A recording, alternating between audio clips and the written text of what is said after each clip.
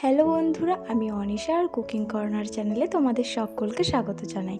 দেখো, আজকে বাবা বাজার থেকে বড় একটা মানকচু এনেছে, তোমাদের সাথে তো শেয়ার করলামই। আর তার জন্য ভাবলাম চলো একটা রেসিপি বানানো যাক। সবসময় চিকেন মাছ এসব দিয়ে বানালে তো হবে না, কিছু অন্য অন্য সবজি দিয়ে বানালেও কিন্তু সেটা কিন্তু অনেকটাই ভালো লাগে।